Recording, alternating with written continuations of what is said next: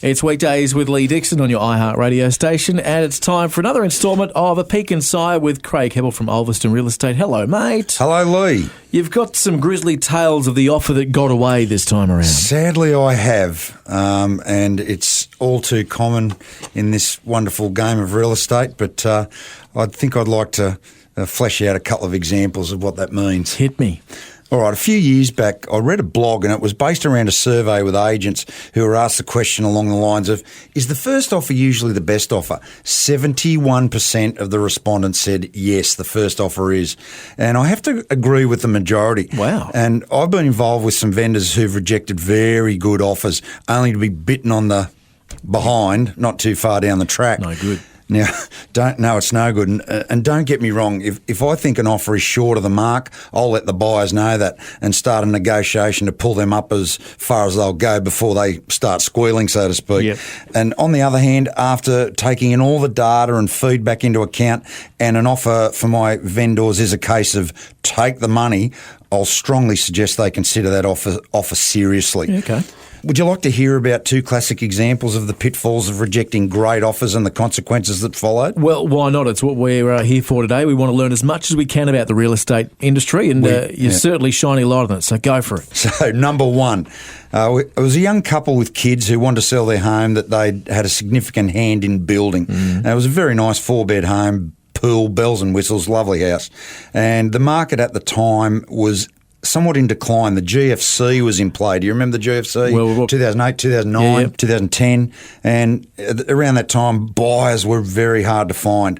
And the market value of this particular property sat around $470,000 to $490,000. Now, she, being the wife, she was locked in on $500,000 plus. Like that round number there? Yep, she did. And, we determined that auction was the way to go to see how much the market was willing to pay.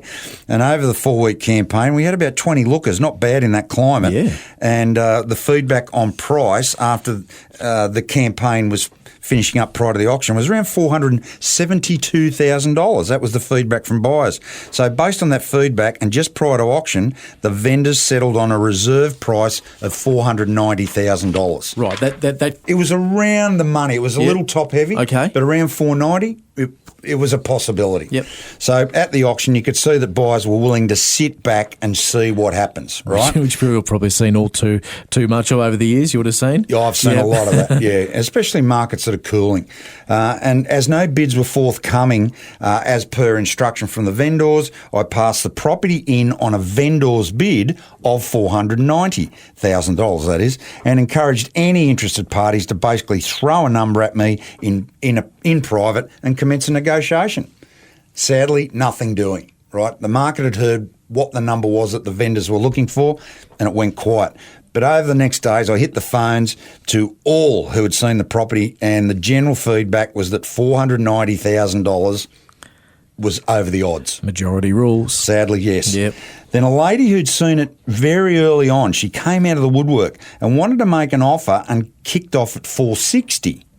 Now, I told her, great start, but she should brace herself for a counter offer from the vendors. Right. She understood that, and I could tell that she had more money in her. And when the whip started cracking, I think she would have had some more. So I put together an offer and went to see the vendors. I was excited because this was the deal the vendors were waiting for. They knew that the market had a few more dips in it.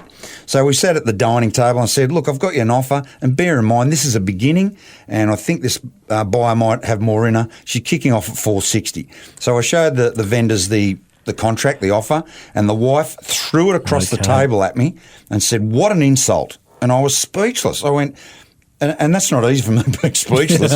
and I said, this is a kickoff. I know I can get more from this particular buyer, so just give me a counter offer to take back to her and we can keep her in motion. No, not good enough, said the wife. This house is off the market. Oh. Okay, I could tell that she was serious about it. The husband was very quiet, so I took her instruction. Yep. And as we used to say in the cops, avoid working with hostile witnesses and hostile vendors. It's the same in real estate. Say goodbye to hostile vendors quickly and cleanly. Right. So I went straight back to the office, drafted a Dear Mr. and Mrs. email and let them go. So let's fast forward about 5 months after they'd hired a new agent. I'm going to get you to guess this one, Lee. What do you reckon it sold for? It wasn't good, was it? $445,000. 15,000 the original offer I took him, and there was probably another 20 on the table I could have got out of the buyer at the time. And that would have hurt to watch that, wouldn't it? Well, it was pretty raw for me, and it did cut me at the time. But people have to learn their lessons, I'm sad to say. And that's not the only example, is it? No. So I want you to tune in, and we'll be here next week, and we're going to talk about Grizzly Tale number 2. All right, mate, really appreciate it. Take care. We'll do it a week from now. Look forward to it. Craig Heppel at Ulverston Real Estate with a peek inside. This is Weekdays.